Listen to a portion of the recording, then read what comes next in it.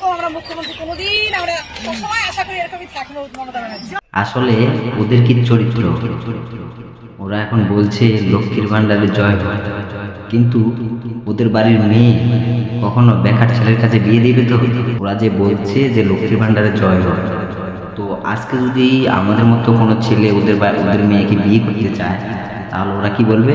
না না না, আমরা সরকারি চাকরি ছাড়া আমার মেয়েকে বিয়ে দেবো। আসলে কি জানো তো, এখন লক্ষ্মীর ভান্ডার পেয়ে সবাই খুশি, আমাদের মতো বেকার ছেলেদেরকে ওরা কখনো মেনে নেবে না। তাহলে আমাদের ব্যাপারটা আমাদের কাছে রয়ে গেল, ওরা লক্ষ্মীর ভান্ডার নিয়ে সুখে আছে।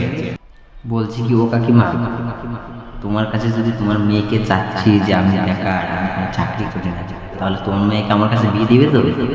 কোনো দিনও দিবে না। ছেলে কি করে, কিসে চাকরি করে, তাহলে কেন এত উত্তেজিত হচ্ছ যে দিদি আমাদেরকে লক্ষ্মীর ভান্ডার দিচ্ছে? 1500 টাকা দিয়ে আজকালের দিন কি হয়, কি হয় আমাকে বলো? বড় বড় ভাষণ দিয়ে বলছো যে লক্ষ্মীর ভান্ডার দিচ্ছে, একদম আনন্দে আত্মহারা। বলছি কি, ওগুলা ছাড়ো।